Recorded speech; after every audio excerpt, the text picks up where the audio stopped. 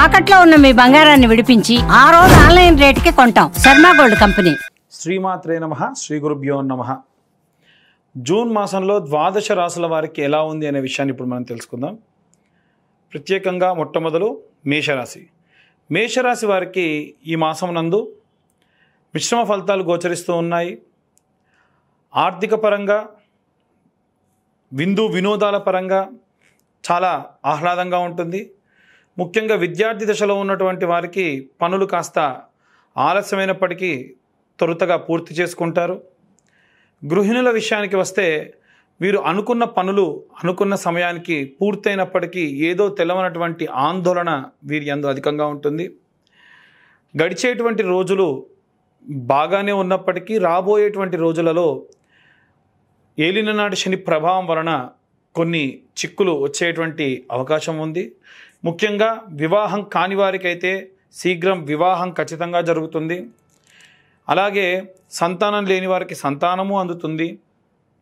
అదేంటండి మరి ఏలినాటి శని ప్రభావం అంటున్నారు, ఇబ్బంది కలుగుతుంది అంటున్నారు, మళ్ళీ వివాహం సంతానం అంటున్నారు. ఏంటంటే మనకి ఏదైనా సరే ఒక బాధ్యతని ఇచ్చి ఆ బాధ్యత ఇచ్చి శనిదేవుడు ఇబ్బంది పెడతాడు. ఉదాహరణకు చెప్పాలనంటే మనకు ఒక స్కూల్లో ఉన్నటువంటి ఒక ప్రిన్సిపాల్ అనేటువంటి వాడు ఏం చేస్తాడంటే ఈ అబ్బాయిని బట్టి ఇతను ఏ సెక్షన్లో కూర్చుంటే బాగుంటుంది, ఇతనికి ఏ సబ్జెక్ట్ తీసుకుంటే బాగుంటుంది, ఏ గ్రూప్ తీసుకుంటే బాగుంటుంది అని మనల్ని డిసైడ్ చేస్తాడు. అది ఇప్పుడు మీకున్నటువంటి రాష్ట్రాధిపతులు కానివ్వండి, లగ్నాధిపతులు కానివ్వండి, నక్షత్రాధిపతులు కానివ్వండి, తర్వాతకి ఇప్పుడు నడిచే దశ ఏమవుతుంది అనేటువంటిది మీకు ఉన్నటువంటి ప్రిన్సిపాల్ లాంటివాడు. అంతర్దశ అలాగే గోచార రీత్యా ఉన్నటువంటి విషయాలు ఇవన్నీ క్యాలిక్యులేషన్స్ ఏంటంటే మీకు ఒక ఫేవరెట్ టీచర్ ఉండి మీకు ప్రాపర్గా గైడ్ చేస్తే ఎలా ఉంటుందో అలా ఉంటుంది.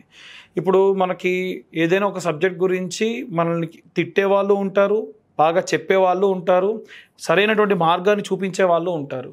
ఇప్పుడున్నటువంటి శని కూడా, బృహస్పతి గురుగ్రహం కూడా అలాంటివే. గురువు చాలా సాత్వికంగా చెబితే శని మాత్రం చాలా రూడ్గా చెప్తాడు. ఆ రూడ్నెస్ అనే దాని వల్లనే ఎన్నడూ మాట పడని వాళ్ళు మాట పడతారు. ముఖ్యంగా గృహిణులు, ఉద్యోగస్తులు కూడా ఖచ్చితంగా ఏదైనా ఒక మాట భేదం వచ్చి ఉద్యోగాన్ని మానేసేదాకా కూడా వెళ్తారు. తొందరపడి నిర్ణయాలు తీసుకోకండి.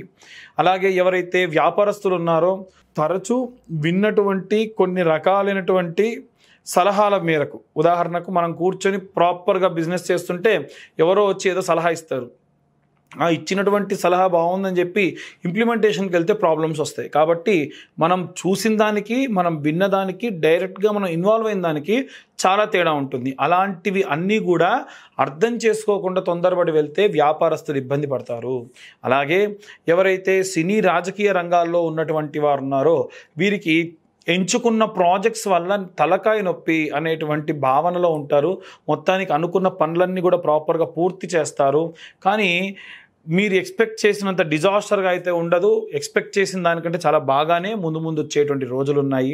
వివాహం కాని వారికి వివాహం అవుతుంది. ఎట్టి పరిస్థితుల్లో నెగ్లెక్ట్ చేయకండి వచ్చినటువంటి సంబంధాలని కానీ అవకాశాలని కూడా. అలాగే ఎవరైతే ఈ యొక్క కోట్ల చుట్టూ తిరుగుతూ ఉన్నారో వీరందరూ కూడా వీలైనంత వరకు సుబ్రహ్మణ్య ఆరాధన చేయడం మంచిది. ఈ రాశిలో ఉన్నటువంటి వారందరూ కూడా చదవవలసినటువంటి మంత్రం ఏంటంటే శరవణ భవాయ విద్మహే కార్తికేయాయ ధీమహి తన్నో స్కంద ప్రచోదయాత్ అన్న మంత్రం చదివితే మంచిది.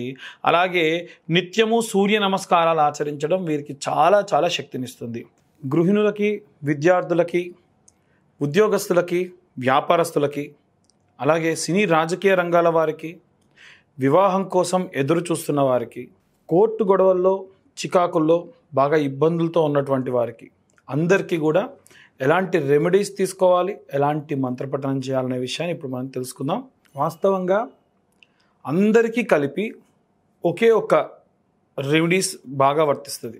ఈ జూన్ మాసం అంతా కూడా మనకు ఆదివారం నుండి ప్రారంభించి శనివారం వరకు కూడా నిత్యము కూడా నేను ఇప్పుడు చెప్పేటువంటి విధానాన్ని ఫాలో కావండి. చాలా చాలా మంచి రిజల్ట్ ఇస్తుంది. ప్రప్రథమంగా ఆదివారం నాడు చాలా లిమిటెడ్గా మీకు ఈ యొక్క ఖర్చు అనేటువంటిది ఉంటుంది. ఏంటిది ఇంతకీ అదంటే ఆదివారం నాడు నవగ్రహాల దేవాలయంలో, నవగ్రహాల గుళ్ళో సూర్యుడి ముందు, మధ్యలో సూర్యుడు ఉంటాడు, ఆయన ముందు ఒక ఆకు డొప్ప పెట్టేసి దాంట్లో ఒక పిరికెడు గోధుమలు వేయండి.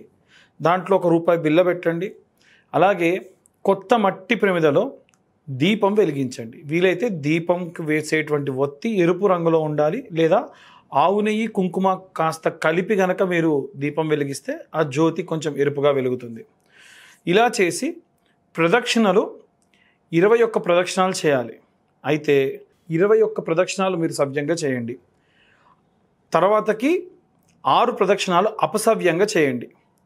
మనకు ఉన్నటువంటి నవగ్రహాలకి ఒక్కొక్క గ్రహానికి 3 ప్రదక్షిణాలు చేయాలి. అయితే సూర్యుడి నుండి మనకి శని వరకు సవ్యంగా అంటే క్లాక్ వైజ్ డైరెక్షన్లో ప్రదక్షిణాలు చేయాలి. మిగిలినటువంటి రాహువుకు కేతువుకు 6 ప్రదక్షిణాలు యాంటీ క్లాక్ వైజ్ చేయాలి. మొత్తం 27 ప్రదక్షిణాలు చేయాలి. 21 ప్రదక్షిణాలు సవ్యంగా చేయండి, 6 ప్రదక్షిణాలు అపసవ్యంగా చేయండి. ఇలా ఆదివారం నాడు నుంచి స్టార్ట్ చేయండి. సోమవారం నాడు 1 పిరికెడు బియ్యం ఆకుడొప్పలో వేసి ₹1 బిళ్ళ పెట్టేసి మళ్ళీ ఒక కొత్త మట్టి దీప ప్రమిద, మట్టి ప్రమిద అంటే ఇంత చిన్నదేం సరిపోతుందండి. ఆ మట్టి ప్రమిదలో ఆవు నెయ్యి లేదా నువ్వుల నూనెతోని దీపారాధన చేయండి. అదే మంగళవారానికి వచ్చేసరికి కుజగ్రహానికి ముందు కందిపప్పు లేదా కందులు ఆకుడొప్పలో వేసి ₹1 బిళ్ళ పెట్టేసి చిన్న దీపారాధన చేయండి. అలాగే బుధవారం నాటికి వచ్చేసి ఈశాన్య భాగంలో బుధగ్రహం ఉంటుంది. ఒక ఆకుడొప్పలో పెసరపప్పు లేదా పెసలు వేసి ₹1 బిళ్ళ వేసి దీపారాధన చేయండి. అలాగే బృహస్పతి గ్రహానికి గురువారం నాడు బృహస్పతి గ్రహం అంటే నార్త్ సైడ్ మధ్యలో ఉంటాడు. ఆయన దగ్గర ఆకుడొప్పలో శనగలు వేసి దాంట్లో ₹1 కాయిన్ పెట్టేసి దీపారాధనకు చిన్న మట్టి ప్రమిద దాంట్లో ఒత్తి వేసి వెలిగించండి. మీరు ఎప్పుడు దీపారాధన చేసినా తూర్పు లేదా పడమర చూడాలి తప్ప ఉత్తర దక్షిణాలు చూడకుండా ఉండే ప్రయత్నం చేయండి. అలాగే శుక్రవారం నాటికి వచ్చేసి బొబ్బెర్లు తీసుకొని ఒక ఆకుడొప్పలో పిరికెడు బొబ్బెర్లు మాత్రమే వేసి ప్రాచ్య దిగ్భాగము అంటారు, అంటే తూర్పు భాగంలో శుక్రగ్రహం ఉంటాడు, 3 గ్రహాలు ఉంటాయి మధ్యలో. ఆ గ్రహం దగ్గర ఈ ఆకుడొప్పలో ఈ ₹1 బిళ్ళ పెట్టేసి శుక్రవారం నాడు దీపం వెలిగించండి. శనివారం నాడు నువ్వుల నూనె, పడమర దిక్కున మనకి 3 గ్రహాలు ఉంటాయి, అందులో మధ్యలో ఉండేటువంటి గ్రహమే శనేశ్వరుడు.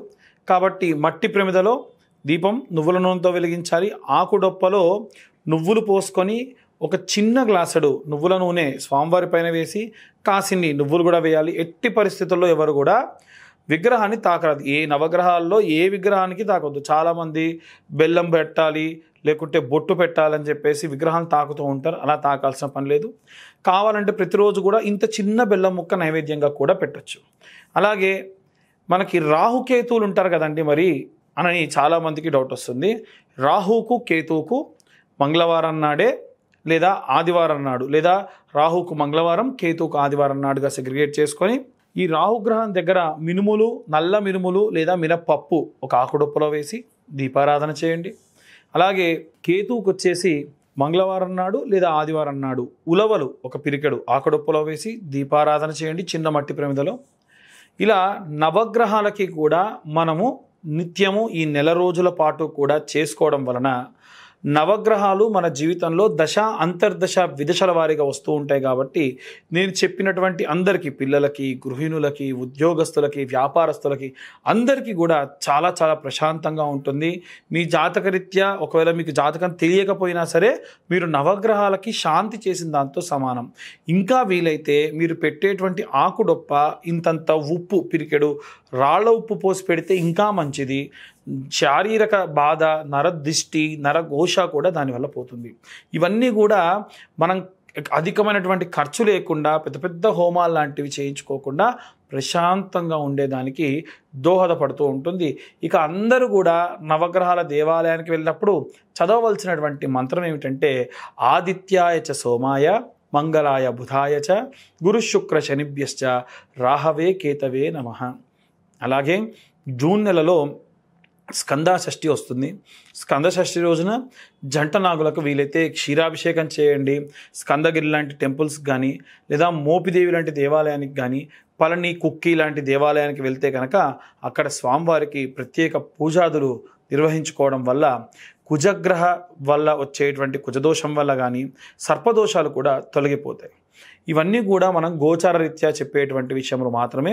పూర్తిగా మీ జాతకం కావాలి అనుకుంటే మీ పేరు, మీ date of birth, time, place ఇవన్నీ ఉంటే మనం ఇన్ డీటెయిల్డ్గా డెప్త్గా జాతకం 60 నుండి 70 పేజీల్లో మీకు అందించి ఈ 2025 సంవత్సరంలో కేవలం 2025 రూపాయలు మాత్రమే ఛార్జ్ చేయడం జరుగుతుంది. మీతో హాఫ్ అన్ అవర్ నుంచి 1 అవర్ వరకు డీటెయిల్డ్గా మీ జాతకం గురించి మాట్లాడి విశ్లేషణతో మీకు ఆ PDF కూడా ఇవ్వడం జరుగుతుంది. సర్వే జన సుఖినో భవంతు. స్వస్తి.